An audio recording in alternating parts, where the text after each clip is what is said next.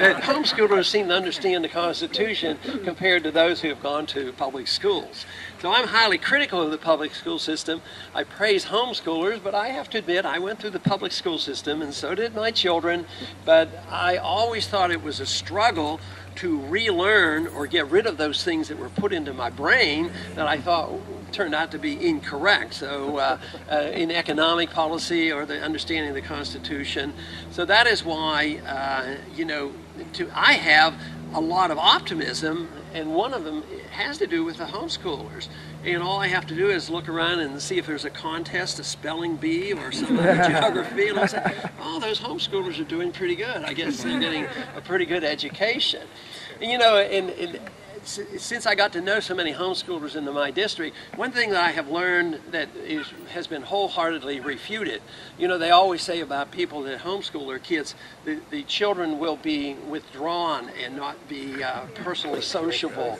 And all I know is that first thing is when I would campaign, the homeschoolers, actually, they were allowed out of school to come to an event, such as a politician being in town. And lo and behold, I knew if there was a rally or something and somebody 8, 10, 12, or 14 stood up and asked a question, a very intelligent question, I didn't have to ask where they were getting their education. So the poise that they have and all, it's just been remarkable. But, it is reassuring to know this.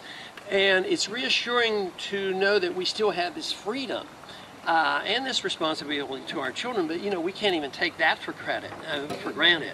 Because in the 1980s in Texas, homeschooling was severely challenged, and I believe the challenge will return if we are not careful. But today we are still fortunate. We can homeschool our kids, and we can have private schools. I would try to help them more, financially, not by grants, obviously, and not even by but what I would do is allow tax credits so people can get some of their own tax money back and not send it to the government if there are expenses involved, whether they're homeschooled or whether they are in private schools or whether they're extra tutoring, just so that we can get some of that money back in where the responsibility and the determination for education is by the parent.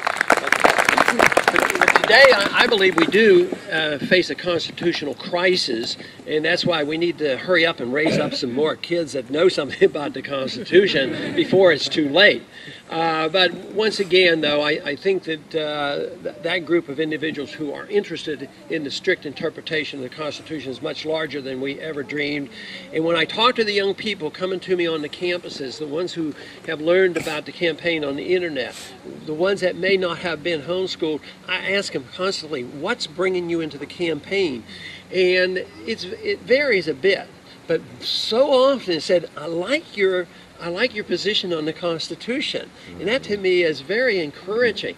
And they like the idea, of course, that I think the internet should be left alone and that we shouldn't tax it and we shouldn't regulate the internet, which is good.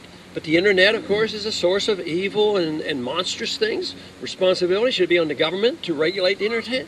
No, it's the responsibility of us. It's the responsibility of our parents, just as it was before we had the internet. We had books and we had magazines and movies and everything else that where kids could go astray. But in Washington, there is indeed a constitutional crisis. Congress reneges on their responsibilities constantly. They give up their prerogatives to the executive branch, especially in foreign policy, which is a total disaster. And I just told a story just a little while ago that I'm going to repeat about the lack of respect and understanding of the separations of power. I was on the Education Committee. A bill came up, obviously unconstitutional. I raised the subject and asked the question, and I says, how can we pass this? There's no authority in the Constitution to do this. And the chairman of the Education Committee said that, and he sort of put me down. He says, that is not our responsibility. The courts will deal with this later on and decide whether it's constitutional or not. And he said that with a clear face, like, that's the way it works. The courts are there to decide. What do we take an oath for?